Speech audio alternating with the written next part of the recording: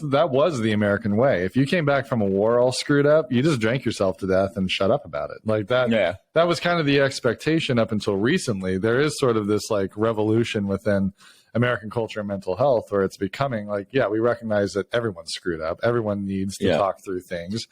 And we don't always have the skill to do that. You know, we don't always know how to honestly approach things in our lives.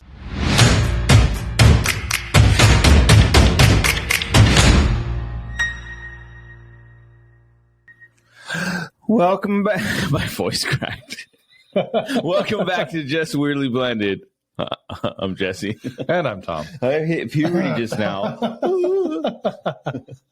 It's a good time to do it. I was going to try to come in hot, but then I was going to come in ASMR style and just talk like, welcome back to Just Weirdly Blended. Oh, see, I've never watched that. There's a couple things. Yeah, there's a couple things I see on, and I've told you on YouTube shorts, like this guy that does food. He'll like deep fry shit or but it'll you can hear the sounds. Talk? No, he never says a word. Okay, but he'll like cut stuff, and so to me, some of that stuff sounds cool. Like, sure, I found out I kind of like the sound of chocolate bars being cut, like solid, like Hershey, like a Hershey style bar. That'd be a lot of work. He must use a microphone to record the sound of it and then cut that back into the video. Something, because it's actually the video too. It's sped up, so it sounds cool. Yeah, it's not just like but like when he's cutting the chocolate, it's like it cuts it real quick, and it's really cool. The editing, it must take forever. Yeah, we've learned this. Obviously, I don't know much about editing. There's enough editing for this thing, and we don't do very much. So no kidding. Like I feel like the audio part, when you do that, that's a little more in depth than when I do the video. It doesn't take long, but I mean, if we really wanted to get into it, we could. But you guys don't care about this, so editing's tough. So editing, guys, here's what we do. I can see why people get some of that. No, but it's funny, like doing this. Like for those of you that don't do it seems like everybody does podcasts now. But if you don't do your own podcast, you take for granted the things that, like movies, like no sounds are real at all in movies. They all cut in these sounds. That's wild. Sometimes in movies, something feels like a little off. You're always willing to like move on from it. But like you'll hear a band playing in the background or singing in the other room or something. And it's like, it situationally works, but you can tell the audio is a little different. And it's, that's why they don't even carry liquid in cups in movies. Yeah, you can tell sometimes. You can. When they put the cup down. Well, you can see. I always look in the cup. Yeah, like wherever they set it, so you can't see. Like I don't know. You can see like this one. You can't see. Oh, I wasn't supposed to take a drink of coffee yet. yeah. Whoops. Okay. But let's go back to that topic in a moment. Speaking of coffee. Speaking of coffee, good segue in. We received a package in the mail. Yeah. And Jesse received a package in the mail. Yeah, well, it's for both of us. Yeah. Your dad, yes, we believe, if we understood this right, knows a guy who roasts coffee. I think so. Either that or he I has should a roaster clarify. the way you would have a barber. Yeah. You said, right? I said unless his friend he knows roaster. Maybe I know he a guy. has a personal, like, give him to me. I'll get him roasted. I'll get him back to you. Yeah. Those beans are from Ethiopia. I can get you. Yeah. Just don't tell anybody. The Colombians are going to be real pissed about this. So this is called Colorado River Coffee Roasters Red Wall Espresso Blend. See, and it could be his friend roast too, because it's it's located in Boulder City, Nevada. Okay. Yeah. And that's where my dad lives. Awesome. And Boulder City is it's not a huge city. It's not real big. No, so it's weird because Boulder City is actually like... Isn't there Boulder City, Colorado? There is. Oh. There is. That's why that's a West thing. Yeah. Mm-hmm. Huh. But so thank you guys. Thank Dad. You very much. We're going to give it Thanks, Dad. We've been trying not to drink it. We did take a sip off air. Yeah, I made a mistake, and I just took a sip. So sorry. That was supposed to be our first one here. So we're going to do a little taste test. Yeah. Cheers with creamer. I have mine with creamer because I don't. To Chuck, thank you very much. Dad, thank you. Oh, yeah. That's good. It tastes like it's an espresso, coffee. Which an espresso is like traditionally a pretty dark bean, and it's very smooth. Very smooth. That's what I was going to say. Middle, end, it's smooth, and it doesn't leave an aftertaste. Sometimes I get real bitter at the end. Like the coffee I have, it's very like watered down tasting. But this has a richness to it all the way through. Yeah. And you can taste like at the end, it has a weird taste. Not this one. There's like a smoothness to it. Yeah, this one goes all the way through. It's the same taste the whole way through. You know what I mean? Does that make sense? Mm-hmm. Mm-hmm. You know what I mean? I don't know if that makes sense. Anybody know what I mean? No. You guys know? I'm not a coffee aficionado. I am not. I don't know what I'm talking about, but it's very good. The Folgers, like, so we'll drink instant coffee, right? Okay, this is a little step up. Yeah. So instant coffee, it has like a nothing against Folgers. It has a different taste, right? Mm-hmm.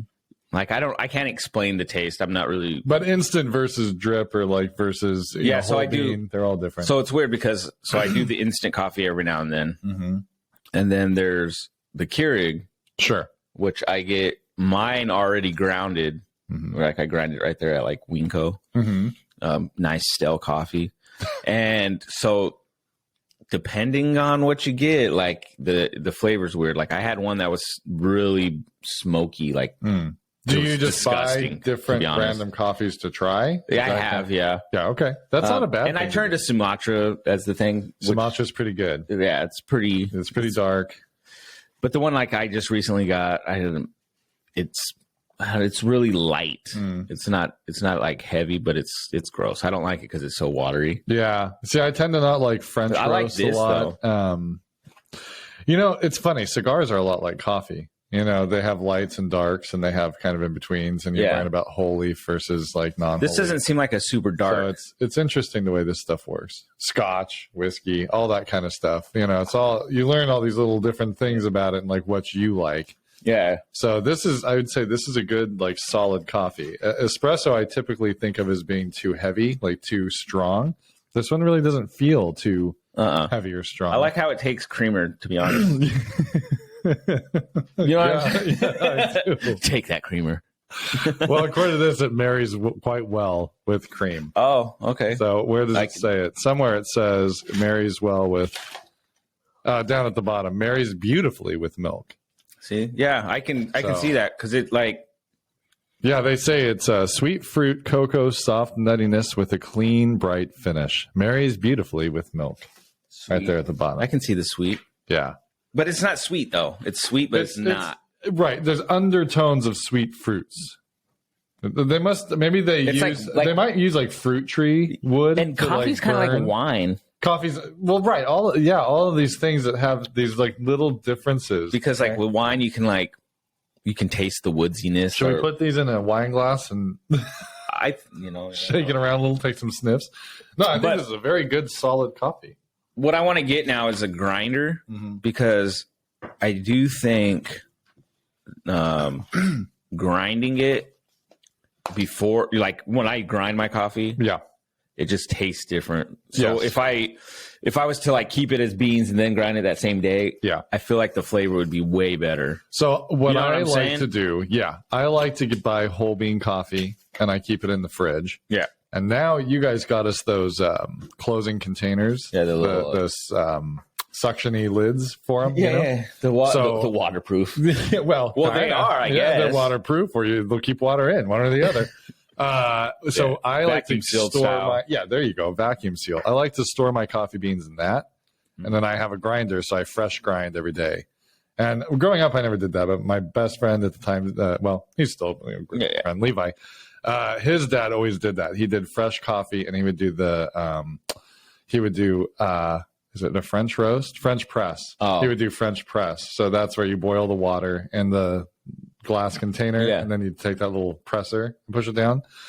Still a good method of coffee. I don't do it every day because then you got to clean it. Do you do it with beans or with like grinding the beans? So you grind the beans. In that case, you don't want to grind them too fine. So typically, the finer the grind, the heavier the flavor is going to be. Oh, okay. But you can't do too much with a press because you don't want to get it through the filtration system. You want to keep it down. So you got to go slow. Yeah, when you push that plunger, it should keep all the bean underneath the water and then allow the water up. But you get kind of a cowboyish kind of flavor to it because it's gritty. You know, it's thick. You taste the dirt. You can feel the coffee in the water. It's more than just. It's a lot. It leaves a film on the edge of your cup. It's a little stronger. It's a.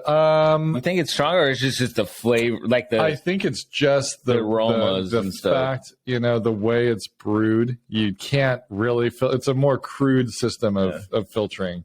So you're going to have more residue left in the water. Yeah. It's just maybe a dirtier, maybe that's the right word, a dirtier. You didn't want to say it, though, huh? It's a little dirty coffee, I can see that. It'll taste more like you're drinking from the earth. Mm-hmm. Or, like how coffee, right. Beans. Right. You know what I mean? Right. But I like this. Yeah.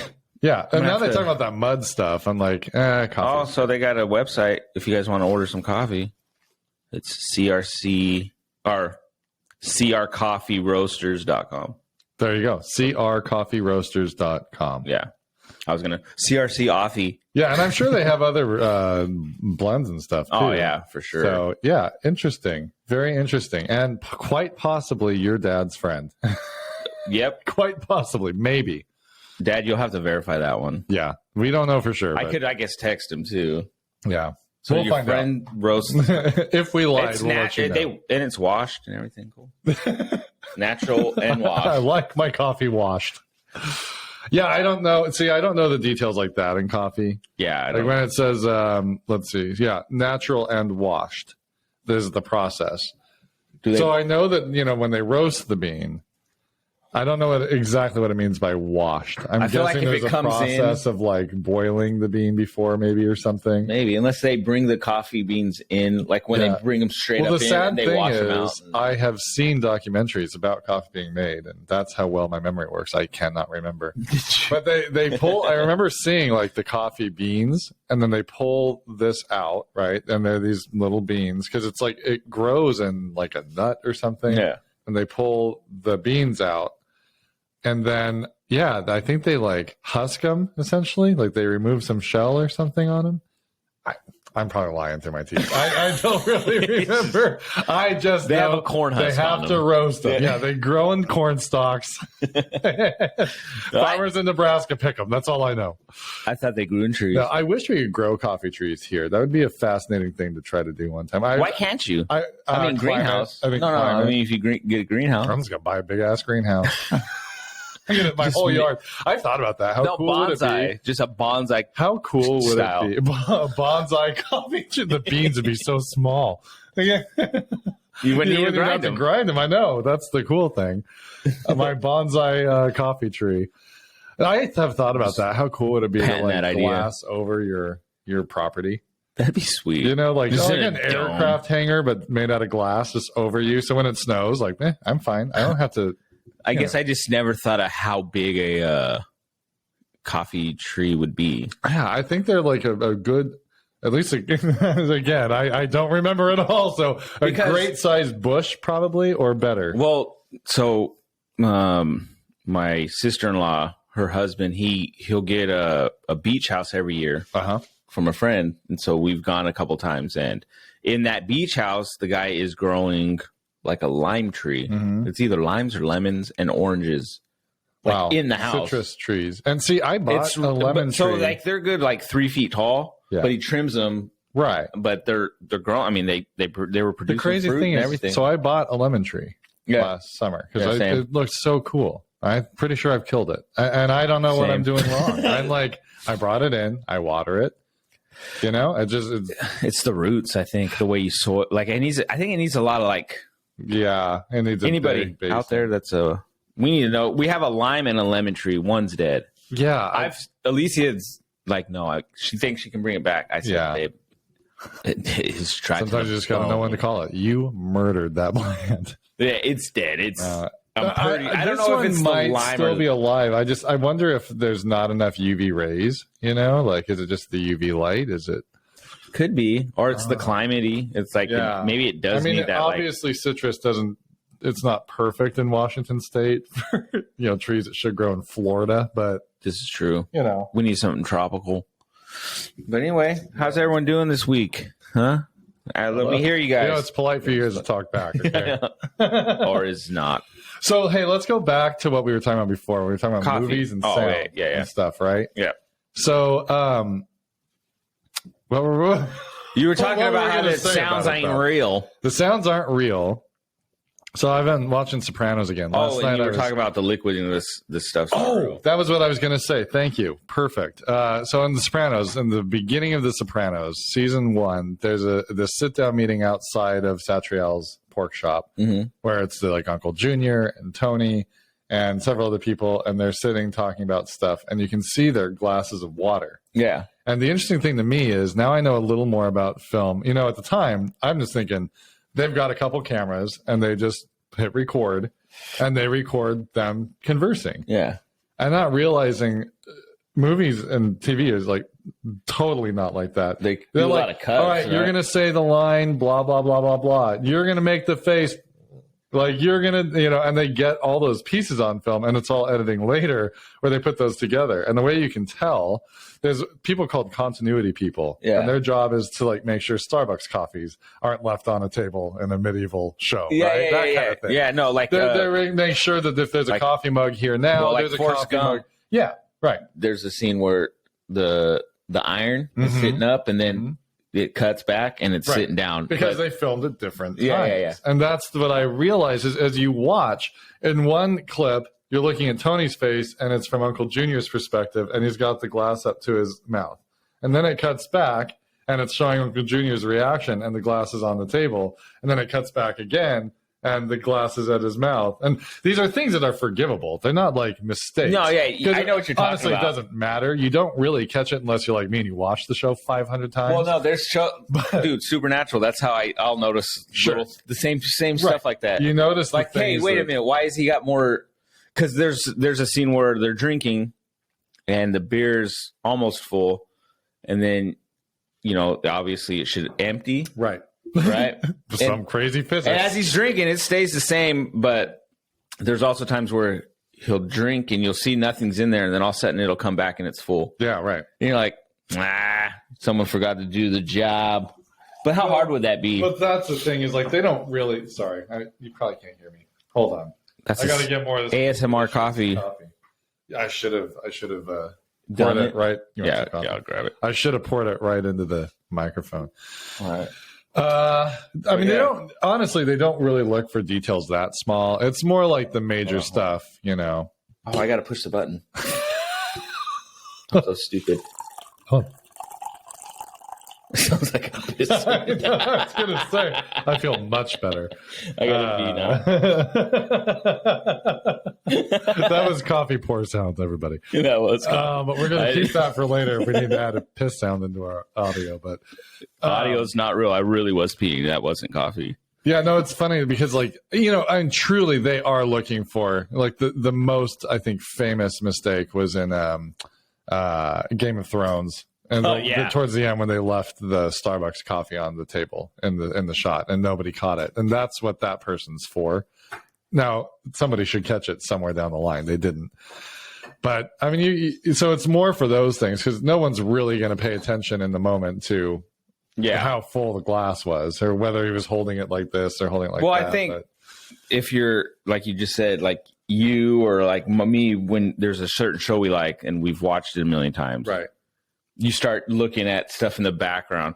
Like a thing I love to do, and I do this with movies, shows, is I look at the people in the background. Yeah. The extras. And to see what they're doing. And sometimes you find some funny stuff chilling back there. People like either looking at the camera or they're like, you can tell they're fake talking. Oh, yeah. They're like, they have to fake talk. And that's you can tell. Thing. Some of them are. One of my favorites, that Blanc and I watch Schitt's Creek like on repeat. And there's this episode, Merry Christmas, Johnny Rose. It's the end of season 4, the very last episode.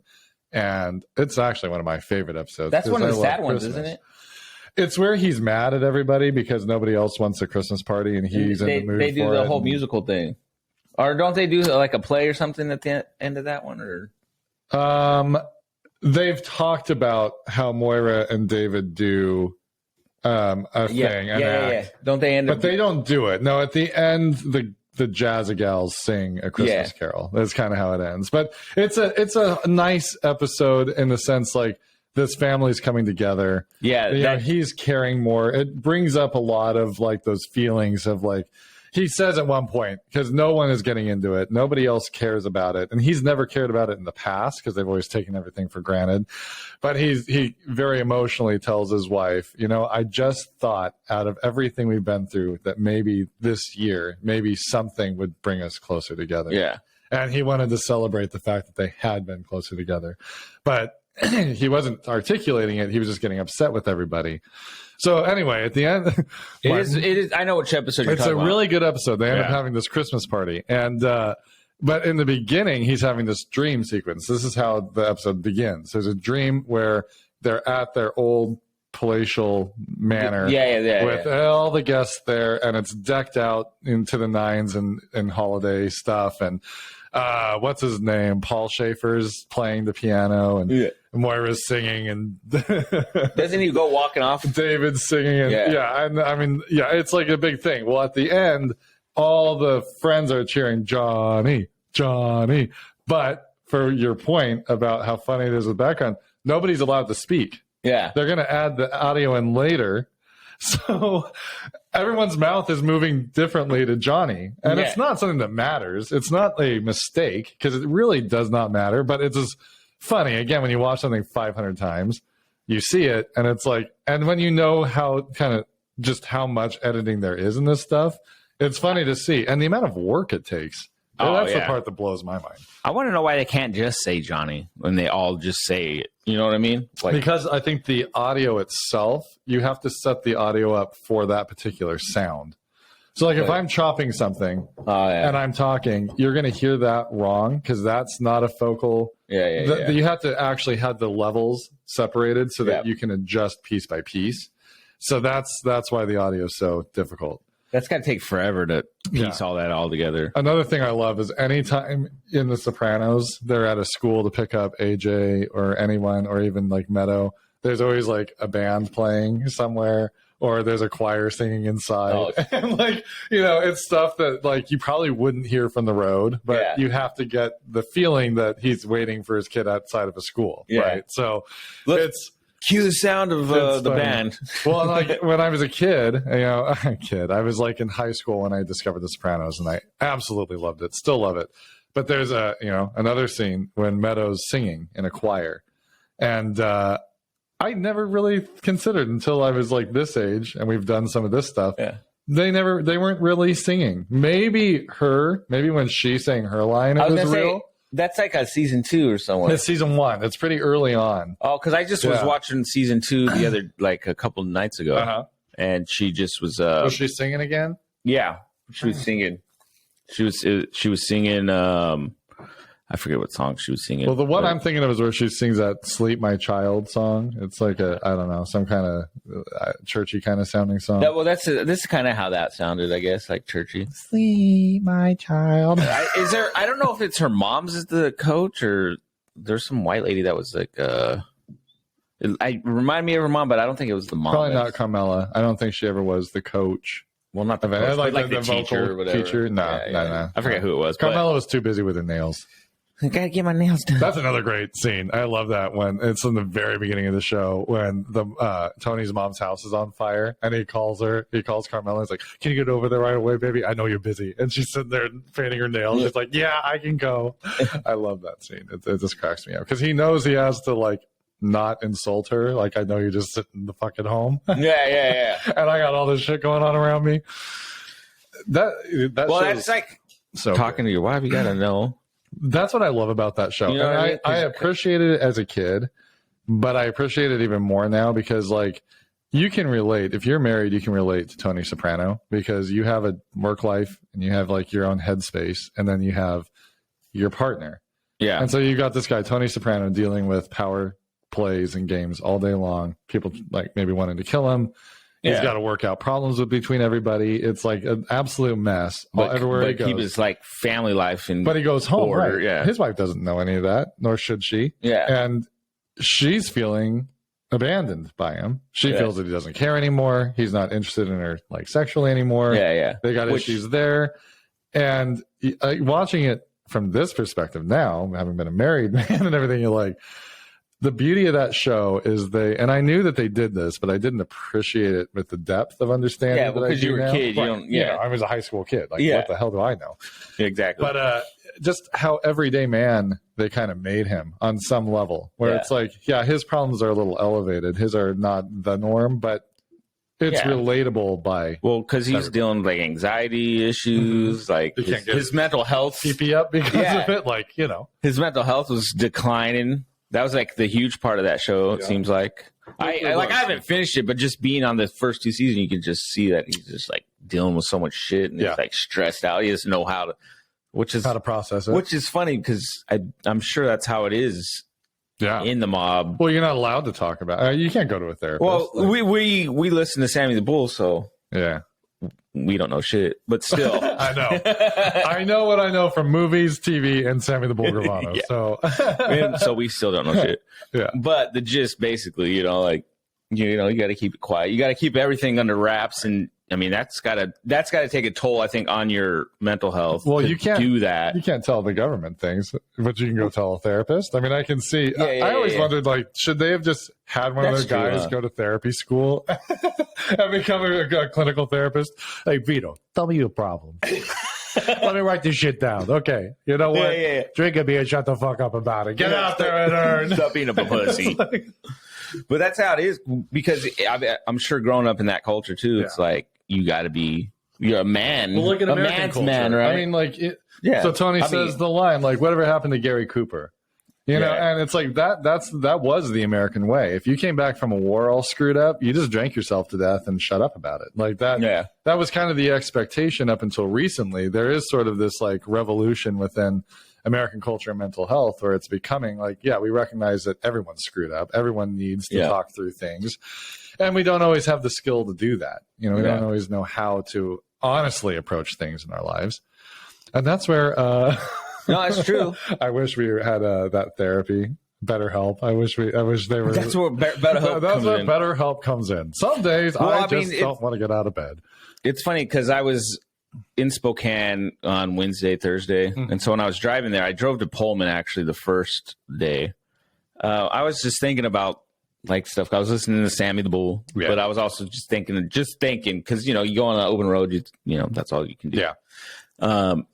But I was like, dude, I've never been to therapy, but I can see how that can help. Sure, because I was listening to something and they brought up BetterHelp, so I can see how that helps. Even Sammy the Bull talks about BetterHelp. Well, even if you're like aren't dealing something like if you aren't struggling mental health or you're not dealing with that stuff, just being able to talk to someone sometimes. Right. Because like sometimes you can talk to your wife or your girlfriend or your husband, but sometimes not that you can't, it's just not as easy. Yeah. It's difficult to express things because, they're looking out for you. So they're going to say stuff if you don't want them to. Right.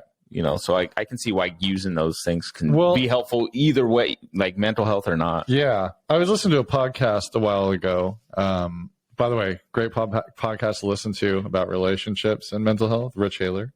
Oh, Rich Hiller, Rich in Relationships. Check him out. Yeah, they're cool because they're like only a little 30 minutes. Real episodes, quick. But there's so much info in them. Maybe I don't know. I heard somebody say that on a podcast. Vignettes. Sounds fantasy. But anyway, he's great. So you can listen to him, get some advice.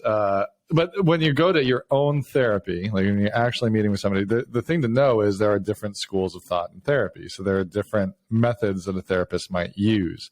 So depending on what you're looking for, you're going to want to find a therapist that matches your style. Like, do I want to talk about my childhood? Do I not want to talk about my childhood? Certain therapists are going to want to go into your memories and really delve down your feelings that way.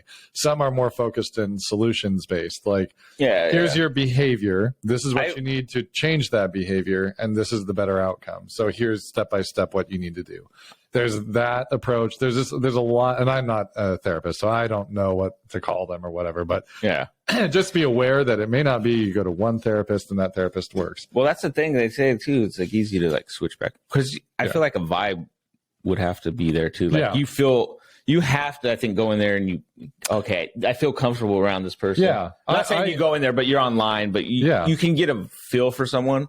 A few months ago, I used BetterHelp because I just had stuff going on. It was right when the health crap hit, and Blanc and I had a disagreement about something, and it was like they just had, you know, minor things in a relationship where it's like you need to do something to get ahead of it.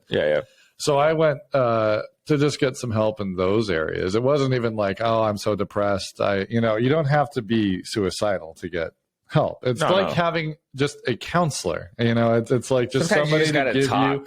So hey, mafia analysis, not analysis, mafia.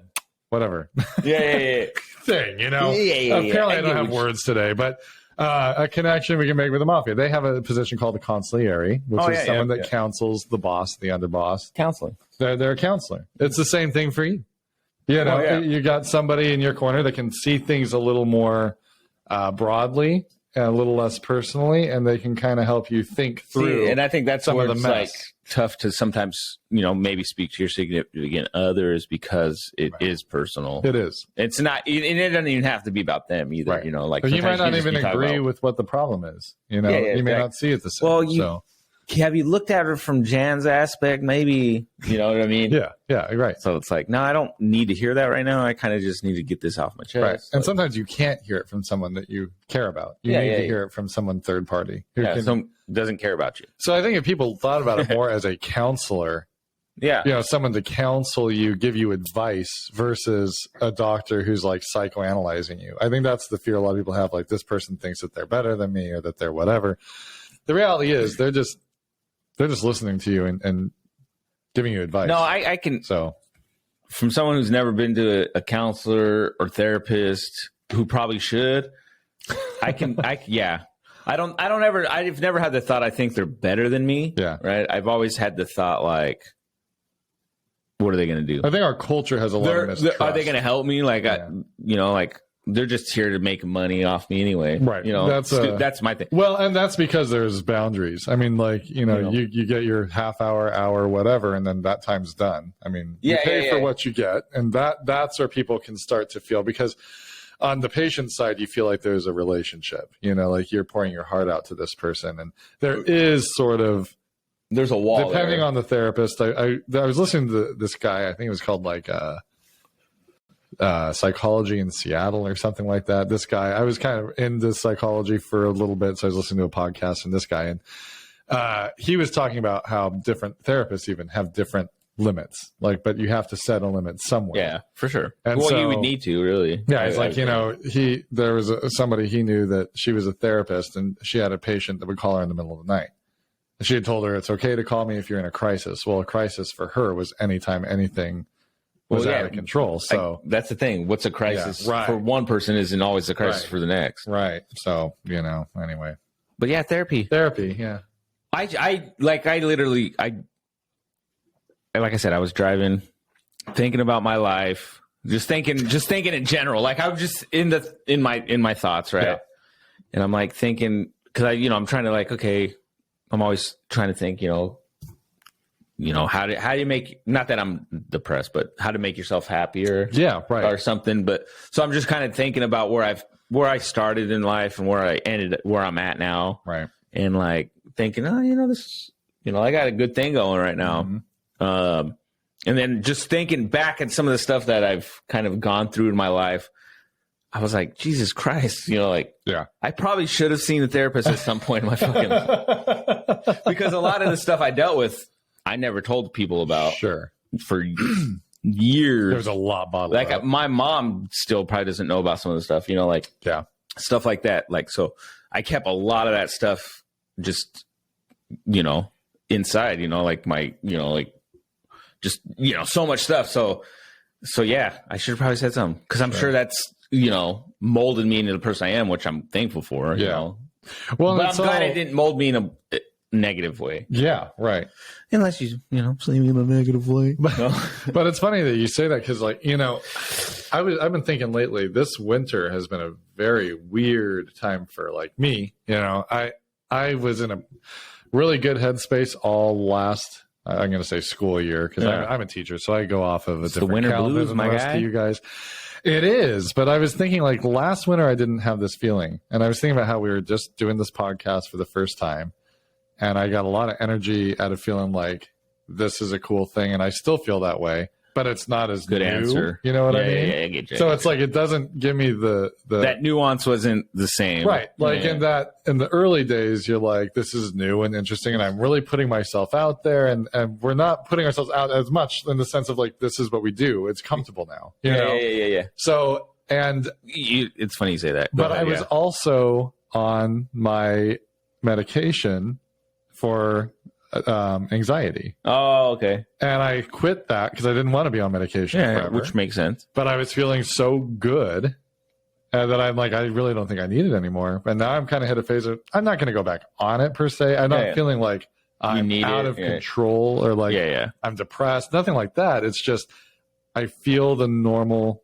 life feeling again of just like, you wake up, you do your thing, you do it over and over and over again. And, you know, just sort of, that's the interesting thing I'm finding is like life is a series of figuring it out and then forgetting it and figuring it out all over again. That's like, pretty much it.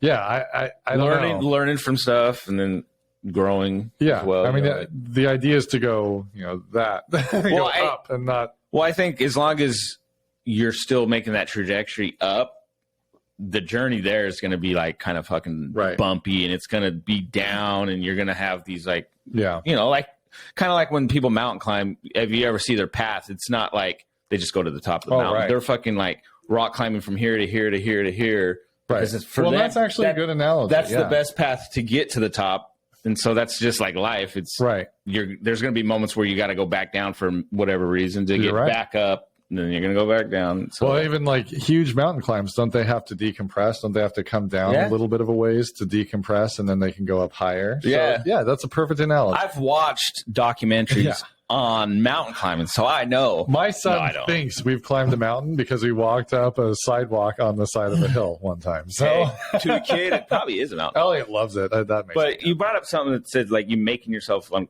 you know, like we were putting ourselves out there, right? And we're comfortable now, in that sense. Which is odd. It is, but you know, we need to. Like I've been actually thinking, like I want to get to that point again where I want to be uncomfortable a little bit, right? You know. Well, this is a very social, like you know, in the beginning, we would just. I remember being jittery before we would start. Oh yeah, we were so nervous. At the time, we would have a drink before we started. Butterflies. I know. You know, and now it's just like. Hey, are we doing this? Yeah, let's do it. And then I'm just hoping I have something to say. Yeah, which I feel like we've gotten better. Yeah, I think our talking's. But I think I talk good. I think I talk very good. No, I don't. But yeah, you do. Yeah. You do.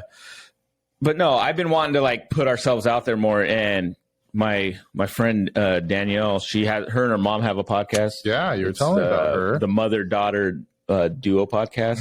And so they're like single moms raising their, you know, her mom was a single parent raising her, and now she's a single mom raising her, you know, her son. That's got to be such a cool thing to hear because the relatability they now have to each other. Yeah, you know? exactly. Like, I mean, I'm sure that she. Well, they have some episodes where it's like that, where like you hear a clip of her like, yeah, mom, I remember I was like this. And, you know, basically I understand, you know, where you were coming from as a parent. Yeah. Because now I'm a parent. She probably didn't understand everything before. And now she's like, oh, my God. Well, that's, you know, and my mom, you know, same thing for me. It was we grew up single mom, you know, raising me and my brother and sister. And so some of the stuff my mom would say, like, I would just like, whatever. And then as I got older, there was a couple times where I'm like, well, she was right. You know, right. You know, my mom, you know, she had it pretty rough, but you know, she was right on. She had her moments. Yeah. Where she got it right. And so you're like, yeah, okay. Yeah, I get it. Yeah. Right. But no, so if you want, you know, if you're out there, you want to hear something, you know, check out the mother-daughter duo podcast. Yeah. But the cool thing with her, she's putting herself out there and her podcast out there.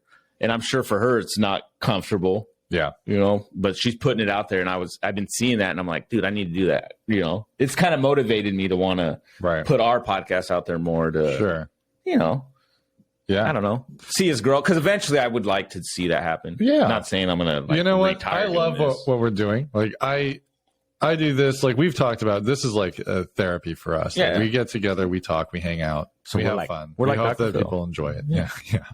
We're going to learn some Texas accents and I'm going to get my plaque on the wall. But HD. If it went bigger, that'd be cool. I love the idea of, you know, with stuff that we go through maybe resonating with people or helping somebody. I think that's the point too, right. Like.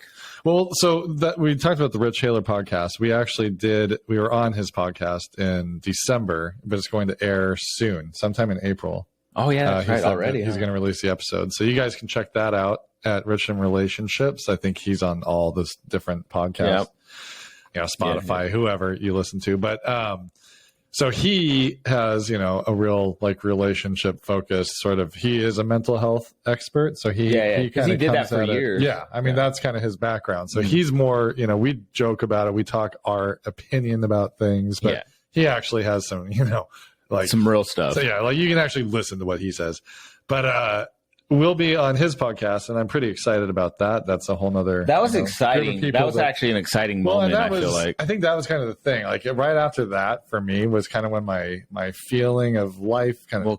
I felt like we took off, and it's like, and then it's like, but then it's not like everyone's calling you out of the woodwork. So it's life's funny that way. There's so many things, and I felt like I did not have self-confidence issues at all last year and the last few months. It's like my self-confidence, I'm all over the place with it. And so you're back to pretending. I'm back to pretending like I have confidence, like everything's great. And so, that's funny because it's like, for me, I think last year was the opposite in the fact that I felt not as confident in myself. Yeah. And so like lately I felt a little better. Well, good. Like I know I'm, like I've lost weight. Yeah. But I haven't lost weight since I hit 175. I've been there. Yeah. Yeah. See, I've gained a little way back even. I need to. I've been in the 175 to 178. Yeah. And I still feel good. Right. And so like I've been feeling good in that sense. Yeah. But I think for me, it's the mental side of like it just. I think last year was okay. This year's not as okay. I gotcha. And so like it's coming back, obviously. But I think it's that for me, it was winter's just like a downer. It is. It's the seasonal affect. But I feel like it hit me hard this winter. See, and I kind of feel the same way. And I don't know how much of it is just the winter thing. I think getting out in the sunshine is going to be nice. Oh, fuck yeah. Today looks pretty. Vitamin D. Yeah. If my wife's grumpy, I go, you need some vitamin D, girl. Let's make sure JJ's asleep and I'll give you some of that vitamin D. Serious. You want to take it orally? Or suppository style. Oh, shit. But no. Anyway. But no, sun's like, that thing, like, the sun's I could not live at a place. I think that's why, like, Seattle, I didn't really like. Not that it's always gloomy and down. It's just Seattle can be beautiful, but it can be very gloomy. It can. And very. And it's too much for me. It's a very cinematic city in the sense of like, and this is why they film a lot in Vancouver, I think, is for one thing. CW's all there. Yeah. Right. They filmed It there, the original It. I didn't know that. They filmed what there? The original It, the TV show. They filmed it. They filmed it. What? They filmed it. They filmed it. They filmed it, goddammit. You got to enunciate correctly for that sentence to make sense. Anyway, so they filmed the made-for-TV movie It in Vancouver. And I think it's like, that Overcast has a feel to it. But to live in that all the time. Yeah. It's a little too much. So I like the blue sky, the sunshine, being out. Like I bought all the stuff I bought all like the weed and feed and the weed sprays, and I got stuff to get my lawnmowers going. So I'm going to be spending the day doing that. I was raking my yard last night. Dude, I was out and about all day yesterday. Yeah. Like I don't want to do work, but on the also hand, my like it feels sister-in-laws are there, but still they're awesome. But I love them. I love them to death. But as a guy, there ain't nothing for me to do. Looking at a baby. Look at the baby. A room full of ladies isn't always the most fun. And there's moments where you just feel like this is going to go south at some point. I need to get out of here. Yeah, no. Kids going crazy. But no, getting out there to be able to do all that stuff. Just being out in the fresh air. Put some Sammy the Bull in my ear and do some yard work. I'm looking forward to that. Like I said, last night for me was the sort of like that. I started raking up some of the dead grass that's there just to clear it up. Because there's like, I got these like patches of dead grass, boring stuff anyway. You guys, my entire lawn is nothing but like my grass is getting green. I had to repair my my PVC. I had to repair my let's just say PCP. My PCP, my irrigation. Yeah, I repaired all that up. Yeah, guys, this is a topic for you. The fun spring. Do you guys back into shape? Do you guys look forward to, like the summer, springtime? Like, yeah. Who out there looks forward to time to throw on those New Balances and get out to mow the lawn? Right? Yeah, I'm still in Nikes right now. So. Me too. I know. My dad tried to give me a pair of New Balance. I'm in slides right now. The funny thing is, last year or the year before, my dad had ordered a pair of New Balance shoes that he couldn't fit. They wouldn't fit his feet right. They were too wide because he has very narrow feet. I think New Balances by nature just are wide ass shoes. Well, apparently they're really comfortable because the old guys love them. But he tried to give them to me. I'm like, Dad, I don't want them to go to waste. I want to take those shoes, but I cannot commit to that at this point in time. I'm like, I am not ready for that. Did he laugh? I think he did, or maybe he just looked at me weird. Like, these are great shoes. What do you mean? But they're like New Balance. They're like white with the blue end on them. Lord. They're not like, I've seen some New Balance shoes. I'm like, I would wear those. Like, those look like. I've never seen a pair where I'm like. Why is it that when you hit a certain age as a man, it's the white New Balances no matter what you're wearing? You could be wearing slacks and you'll put the New Balances on with the slacks. My yard shoes are old shoes. That's what mine are. Old Nikes from high school or whatever. Yeah. So I have a pair of like Adidas that are. I've had these caked in grass and dude, they're like green from the grass. They're like the fabric-y kind of shoe. Yeah, okay. Like a knit. Like a mesh knit, yeah. So I use that. So if they get wet, and they can dry easy. Yeah. The bottom of these shoes are smooth. Yeah. There's no traction. Like if it's raining at all, you're gonna slide. Yeah. When I go up the hill, if I'm mowing, yeah, there's times I have to make sure I like get a good running start because it's really hard for me to like get grip. So I gotta upgrade.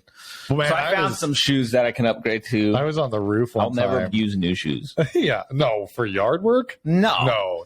The only time I'll ever get New Balances is if somehow they just got left at my house and they just happen to fit me. Or B, I don't know what B would be. So should I wouldn't even buy them at a yard sale shoes for free? I would wear New Balances because I would destroy the new shoes. Yeah, I know. I'm outside. I'm getting dirty. Well, that's it. And I used to to make this mistake too. I would wear my good shoes. I would. Oh, fuck your shoes up in the grass. Wake up and just so gung ho. Like when we first bought our first house, I was so excited to have a house and do the.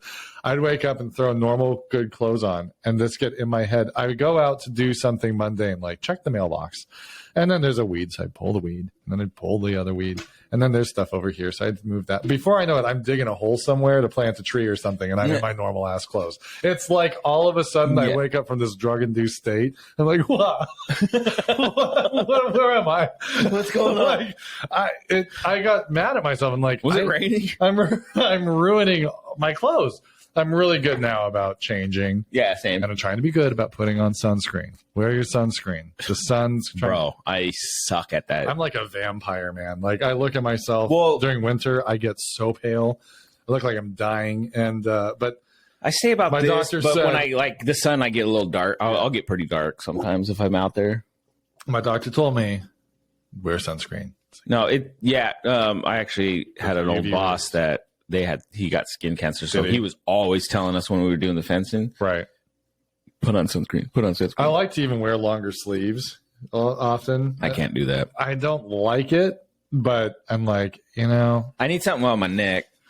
Yeah, that's what I've been doing. I have lately. the old man wide brimmed hat I wear, and I just I love those I've gotten to the age where I'm like, I suck some things up because it's like I don't want to look like a total idiot. Some of those wide, like big ass rim hats, like the one Raiden uses, that's not what I like. I want to wear one of those Vietnamese hats. Bro, don't even. I would. Great. dude, for the shade. You know the one that just for the shade alone. I have that gray hat that I wore hiking that one time. Yeah. That one works really well, but I sweat so bad, and I got to wash it like every time. Yeah. But you were saying something about being on the roof? That comment was for the ladies. I was on the roof. Our roof's pretty steep. Let me get a sip of this coffee. Yeah. Our roof's pretty steep, and I was up there to put Christmas lights on. So this is like late November. I always do it the Friday after Thanksgiving. That's like my thing, right? Yeah. So I'm up on the roof. This is the first year we're in the new house, and so it's a much larger roof. And there's much steeper. My old house, I got 2 rungs up a ladder, and I could reach up. It had like a straight. That's how my house is. Right? So it was easy to get to everything. My entire roof line was almost within reach from the ground. I just had to go up a couple rungs on a ladder. Because he's so tall. Yeah, all I had to do was reach with my massive arms. And everybody was telling me, Tom, you're so good at putting up Christmas lights. You're the best. So I was so good for the neighbors. So, the neighbors love to watch me put up my Christmas lights. But this time I had Walmart shoes on. Shout out to Walmart. You can buy shoes for like $20. The problem with them is you talked about the bottom of your shoes going bad. Yeah. These go bad quick. Oh, I bet. They start off with questionable grip. Yeah. It just goes downhill from there. They probably use questionable glue, so you're lucky if they stay on. Yeah, they disintegrated off my feet. No, they didn't. They stayed on my. But I realized when I was up there, first of all, I'm not a heights person. No. Yeah, that's. And I got areas of my roof that are pretty freaking high. Yeah. So I'm up there, and I'm like, it took me a minute to get off the ladder, and then I'm kind of like, I don't know, like a deer learning how to walk feeling, like up there, trying to keep myself in a position of safety, and these freaking shoes keep sliding on me. And I was like, there's a moment I thought I was going to be Clark Griswold. I was like, I started to slide, and I had to put a knee down. I was like sacrificing skin to stay alive. I fell off my uncle's roof once when I was younger. Yeah? Yeah. Fell or jumped? I jumped. So it was raining. Yeah. Okay. And he had this art room, and then there's a gap, and then there's the roof. Hold on. Your uncle had an art room? Yeah. So my uncle, was he an artist, or did he love art? He was not an artist. He liked art stuff. So he actually did like beadwork, like the Native American beads and stuff, the beadwork. Yeah. He could do all that stuff. And yeah, so he would do that. I think I didn't remember if he was a. So it's like, drawing. It was like a studio. Yeah, it was like a studio. Like he called it an paintings on the wall. No. Drinking wine and smoking cigars. So it was in North Bend when we moved to Washington. I lived with my uncle for a short time. And so it was the house, and then in the backyard there was like the hot tub and the studio, which now I would think would be like a changing room for your hot tub area. Okay. But it was like you can sleep. I mean, me and my best friend, we like at the time so it's we kind of slept like a pool in there house, and stuff. Sort of. It was super small, dude. It was as big as his bedroom. Sure. Like it was not that it's a small room, but studio. Thank you. But it was like maybe this big, maybe a little smaller. But anyway, I'm on that roof. Mm-hmm. And in the movies they jump from roof to roof. Oh, sure. So I was parkoured it. I was like, you know what? I can jump that. I can John Wick this. I'm in 7th grade. He fell from 7th floors. I can do this. Yeah, I fucking jumped, and as soon as I hit, my feet slipped, and I slid, and I'm like, start grabbing on the roof, like in the cartoons. They're like grabbing the roof. This reminds me of like a Scorsese scene. So I'm like sitting there going like this. I just imagine and you I fall running right on the back. And as soon as your foot slips, they freeze on your scared face. Oh, I'm sure. And then you speak over it and say, "This was a mistake." Yeah. And then they show you. Yeah, I knocked off his gutter. Oops. Because my foot hit that. What was his reaction to all that? No one knew yet. And so, like, I'm trying to hold on, and because now I'm hanging and I can't grab onto anything, obviously, and I fall on my back. Boom! Wind. This is gone. One floor. Like this is from a second floor. Yeah, this is just off a normal size roof, I guess. Single-story home. So I fell maybe 9 feet on my back. That's the long way to fall into your back, though. You're lucky you were a kid. And I got scared. I jumped up and I ran to the front yard. And then my uncle came out because he's seen. Gutter. No. So the funny thing is the way the sink was positioned, it was like a corner scene. He's seen the body fall. Like in a movie. That's amazing. That is like probably like perfectly like parallel to the ground too. That's so great. So he runs out like, what the hell? Yeah. Like I come in the house and I was like, I did this, and I had to own up to my mistake. Did you Chris Farley it? Did you try to explain it and realize you got nothing? I'm an idiot. I don't remember. How did you get onto the roof? I climbed. So, like, why I was good at climbing because I like to climb things. You climbed like a cat. No, I love climbing things, and I as a kid I always climbed trees, and I did that. So it was just like, let me see if I can get on this roof. Yeah, and I could. Okay. It was easy. Yeah. Like normal. He had stuff. Like a pergola. Okay. And I remember getting on that. So you scaled the pergola, hippity hopped over to the roof. Yeah, it was easy to get on the roof. And so I was just chilling up there and I was like, I want to jump across. I know it's across a little wet. What? Just to the other roof. So I wanted to go from the art room to the house. Were they disconnected? Yeah, there was a gap between them. Well, that makes sense. Right. Yeah. So I was like, okay. Well, I want to jump to the other roof. Well, clearly. Who wouldn't? Yeah. And so you weren't as an adult. I see. You weren't on that the thought house. Would be there, but I would never do it. You weren't on the house roof. You were on the little house and I was roof. Jumping to the other and roof. You were jumping to the main. So when he's in the real house, and so he sees your body. He doesn't see me jump to the other roof. But you're coming towards the house and then fall right in his window. So I jumped from the little house to the actual house. So you made it. And so I did make it, but I slipped because it was wet. Yeah. Right? And I Did slipped. You scrape your knees and everything? My fingers were more scraped because of the because you're clawing at the... Yeah, so the tips of my fingers were all scraped up. I'm sure my knee was probably... But I was in jeans, if I remember. I was probably in pants. Yeah. It was like raining. Right. Or it had rained, so it was wet still. Right. So, yeah. So, and then I fell, and there's just a wide enough gap where I didn't fall and hit my head on the other little house, but I just... Whoosh.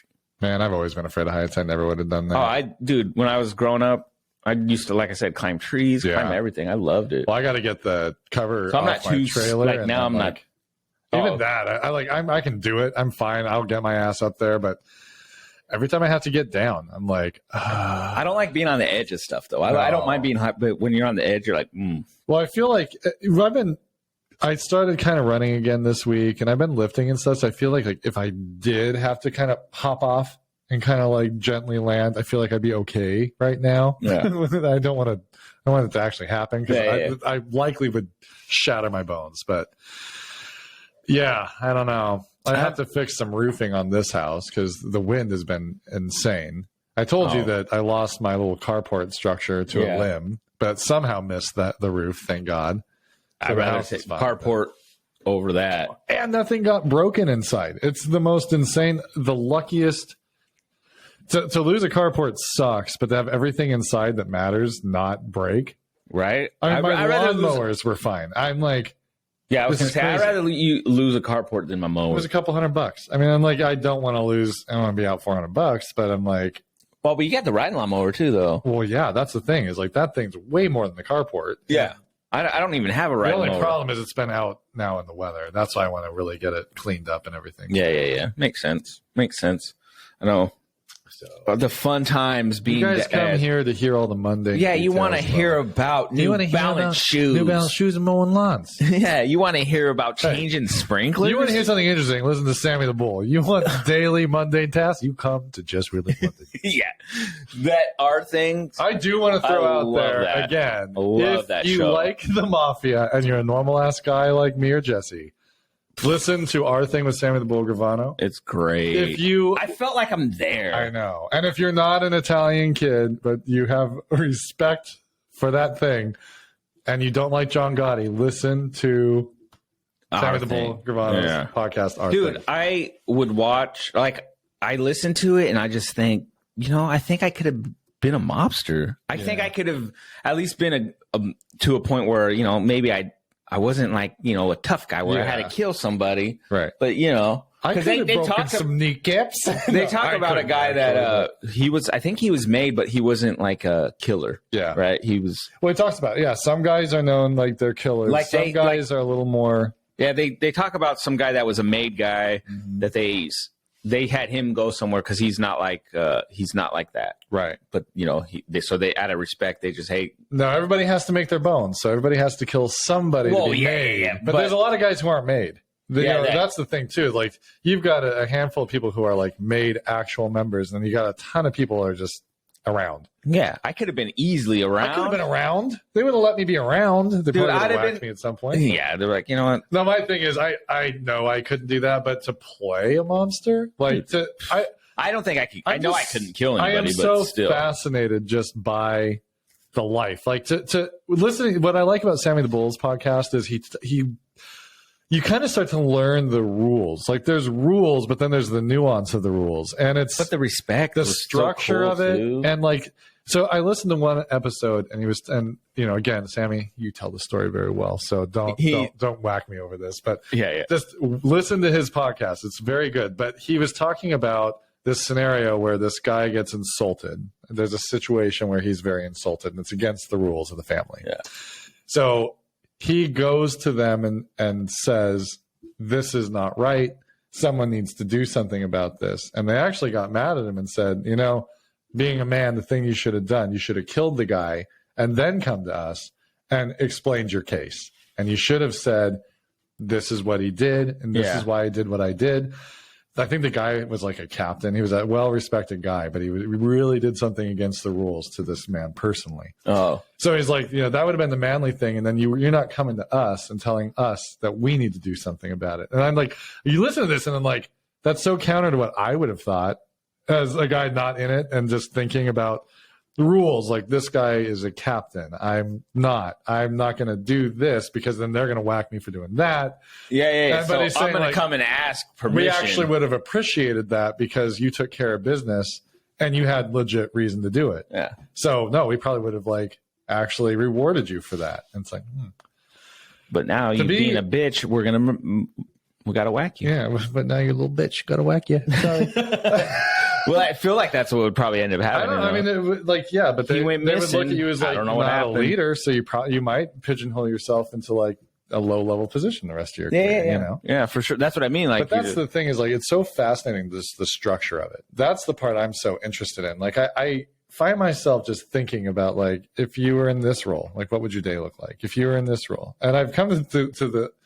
I used to always think, it's fun thinking. I am not a criminal in any way. I want to be, but in a fantasy world, I was like, it'd be so cool to be the boss. You're the boss of this mafia family. People respect you. You sit in this diner all the time, and people come meet with you. Very, very movieistic kind of view of what a boss is. Just get fat and sit there, and move your fork funny, and this gesture and stuff happens. That would be cool. But I've kind of gotten to the realization, I think I would be more of a consigliere type guy. Yeah, I can see that. I wouldn't be the top. One thing The Sopranos makes a point of, and it's true, you're the lightning rod. So everyone's trying to go at you. They're trying to get you. They're trying to take you down. I'd want to be under the radar. So, and the underboss is kind of caught in that. Sammy talks about the structure, and he talks about consigliere versus underboss. I'm I think that's the role to be in. Yeah. I'd rather be you're the strategist. You're the low key, and you can actually kind of counter the boss sometimes and be like, "I don't think that's a good idea," and they respect that. I mean, theoretically, I'm sure there's guys you couldn't do that with. But he talks because at one point he's in that role. John Gotti, he had John's ear. He told John Gotti no, that's probably not a good idea. John Gotti was like, "Man, fuck you." I always love the way he talks. He's like, "Bro. That's a horrible idea, bro. We can't do that." I love it. Oh, the bro. Sammy the Bull. He brings up one point. He's like, "You want to be a part of the Gravano family? Go on." He's on Patreon now. Yeah. And I'm like, I don't want to spend money. But the Gravano family sounds pretty cool. Yeah. Stupid teacher over in Washington State. I'm in the Gravano family. He's going to get this poor guy. He's got all these nerds coming out of the woodwork. Gravano mobster. He probably does. He knows though. That's the. He's like, well, you're willing to pay me. I don't have to do crime anymore. He's still smart because he knows how he can work people. The guy's 70, 80 Sammy, almost. I know you're gonna listen to this, so forgive me if I'm wrong. I think he just turned 78, right? Something like that, yeah. So I just he looks good for being that old. I know. apparently prison does good things for you. Well, I think he talks about how he just worked out. He's taking care of himself. He hasn't been like a huge drinker or like anything like that. So I mean, he talks about that too. He was never like he really did drugs, or he'd go home and hang out with the kids and shit. See, that's the thing that I love about at least the way he talks. Maybe he's full of it. He said one of the FBI is like, I loved watching you, Sammy, because you went home. You went home. I knew where you were going to be. All these other guys are running around God knows where doing all this crazy shit. You just went home. He liked that because he would go home or he'd go to the soccer games. That's what it was supposed to be. Yeah. He's like, there's a point where he talks about it. And that's what I loved about The Sopranos is like, it wasn't just Tony in this mafia life. It's watching him in your normal day-to-day life. He's got a daughter he takes to this. He's got a son he takes to that. It just makes his wife's on him. He's got in-laws that have little issues, and he's got his sister. Yeah, his sister comes to town. It's like all these pieces where you can really relate to this guy, but then he like murders somebody, and you're like, well, I forgot he's that. But they like all the anti-heroes out there, like they make you love the character. And James Gandolfini is. Can you imagine anybody else playing Tony Soprano? I'm sure that we've talked about it before. I'm sure everyone has talked about it. No, he just. Ray Liotta couldn't play him. God, no. Like Robert De Niro couldn't play him. Rest in peace to Ray Liotta, but his laugh and I do love Ray Liotta. His laugh in freaking. Yeah, in fairness, it was supposed to be. Yeah. You really are a funny guy. Yeah, he's like super over the top. Yeah. But I mean, he was supposed to be. But I love that movie, and I loved him in that movie. Did you know Ray Liotta? I forgot. He did the Tommy Vercetti voice in Grand Theft Auto Vice City. Oh, didn't know that. I was listening to like, you know how now they're like, well, I always look up GTA 6 stuff because I want it to come out. And so that you get all these videos where people have like personally remastered old games. It's not even like the studio. It's always like these random people. Some of them do. People are amazing. Yeah. Yeah, April Fool's Day yesterday, people were like, ooh, Rockstar's new game, GTA 6. And it looked great. And you're like, fuck, come on, guys. I got April Fool's. I hate April Fool's Day jokes, by the way. Bro. I hate them. You know, I say the word bro or brother a lot. So when I hear Sammy the Bull say it, it's like, oh, okay. I love it. But it's weird to hear a mobster say it. Bro. I love it. I wonder if they talk like I would. Hey, bro. Well, I didn't realize that they didn't wear fancy suits all the time. I always think of Mafia like, hey, hey, picture Joe Pesci. Hey.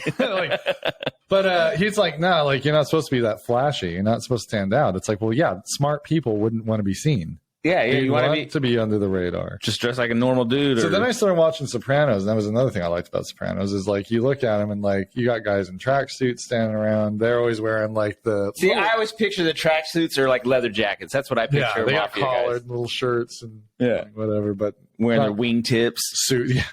Yeah, with their hair slicked back, little Polly Walnuts going on. I just slapped my headphones off. Why is that word funny to me? Polly Walnuts.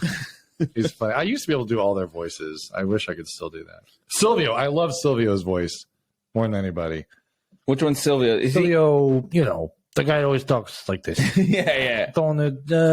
Should you do that tone? I don't know. Is he the one that kind of looks like Sammy the Bull? There's one that kind of reminds me of he could play Sammy the Bull. He doesn't remind me of Sammy the Bull, but maybe I don't know. Who's the one that's was it Silvio's the one that runs the strip joint. Oh, okay. Club. Yeah, no, I'm thinking someone else. He always talks like this. He actually is Steven Van Zandt. He's actually a musician. He's not even traditionally an actor. Oh, nice. He's like a famous rock and roll musician, but he played. I mean, he played Silvio so great. Silvio's such a good character. Oh, when you get to the end of the series, there's a time where you get to see Silvio have to take on other roles, and it's very fun to watch. It's very funny. I'm gonna have to check it out. So I need to finish watching it. Maybe I'll do that while I'm out in Spokane. There you go. Yeah, I doubt it. Yeah. Being out and about, it's not that great. Like I travel for work lately. You've been on the road a lot. Yeah, so I'm going again tonight. I'm going to Spokane for a few days. Got a new person starting Monday, so I need to be there to do all the paperwork stuff and then just kind of administrative crap. Yeah, and then I'm gonna probably work some tickets. Gotcha. Well, because I think Tuesday he has to do orientation, so I don't want to. I don't need to do anything.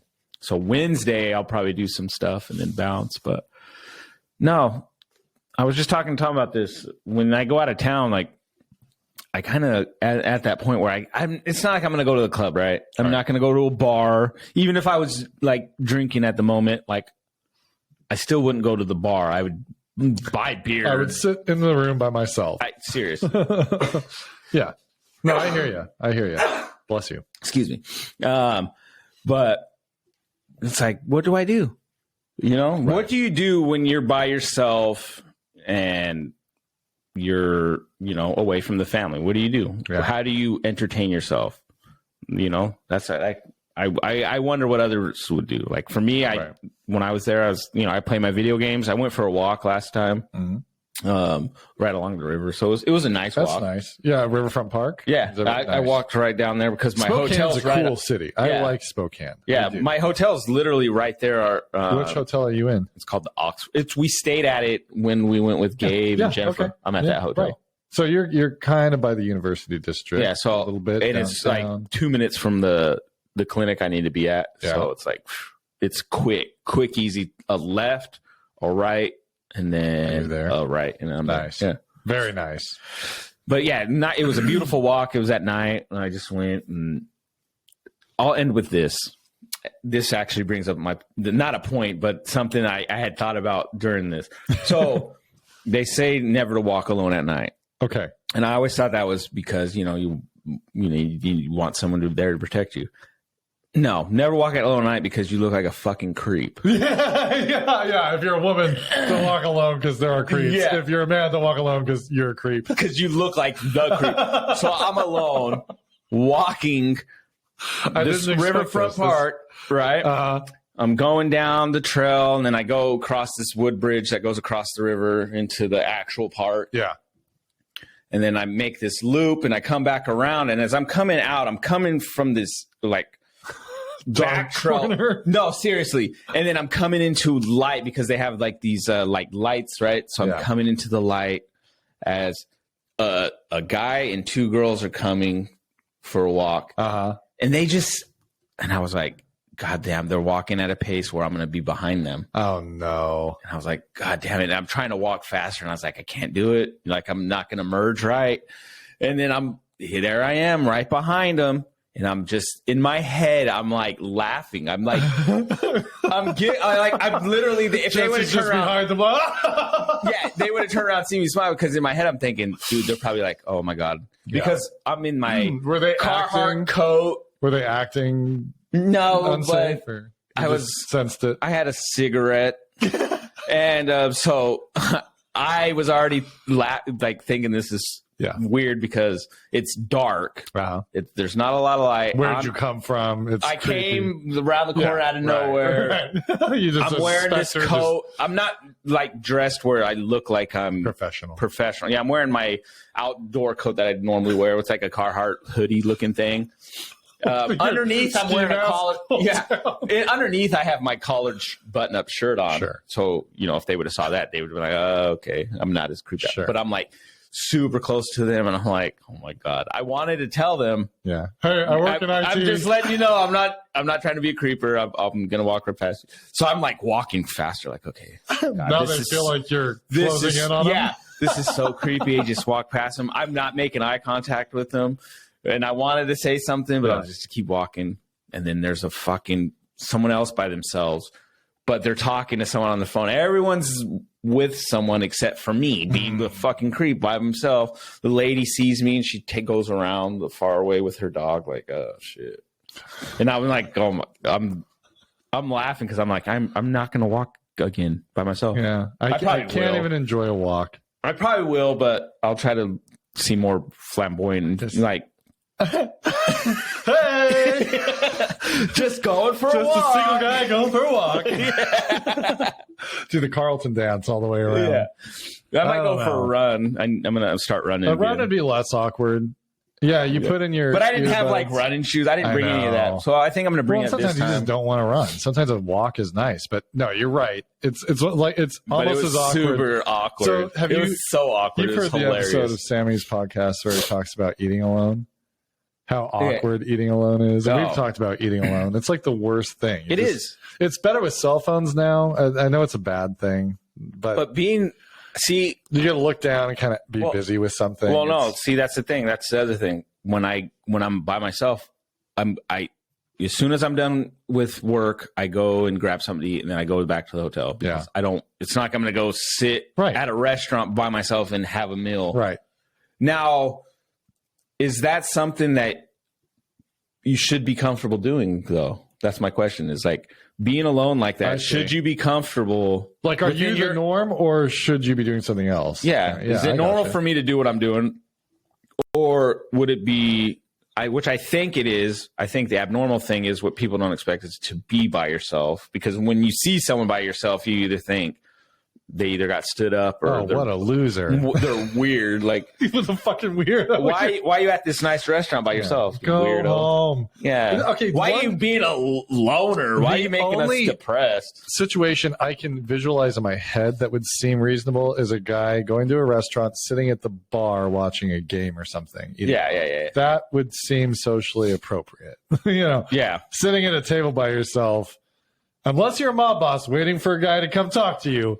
Hey, having a steak. You got to have guys standing around you while you're eating weird. And then, glance up every once in a while. Then it's fine.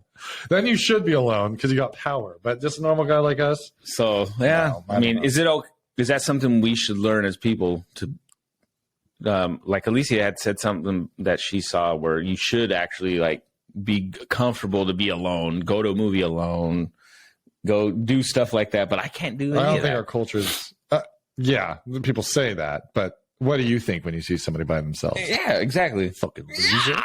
Yeah. He's a loser, see? Loser. Look at the loser over there, Jesse. Let's go raise him. I know. That's how I picture the Rampers. Yeah. No.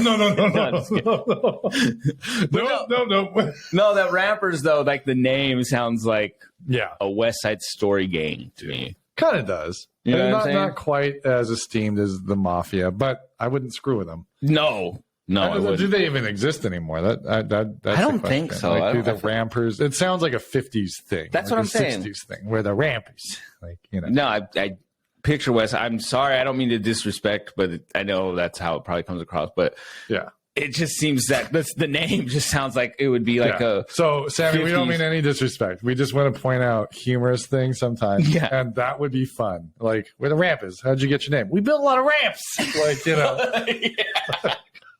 We go around to the elderly, so we put ramps outside the doors. Like that, and then it became like that's most what they were. They built ramps and then they killed people, and now they kill people. They didn't sound like a gang I would fuck with. No, that's for sure. No, that's the thing, and no disrespect there. I'm just kidding around. Like, please, Sammy, don't kill me. Yeah, but no, yeah. Anyway, it's just funny.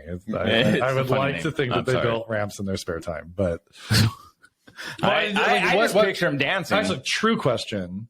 If Sammy ever does listen to this, where did the name come from? What truly, what were the rampers? Like, did you ramp people up? Like, or is it amp people up? See, that's like, I can't think of another context for ramp.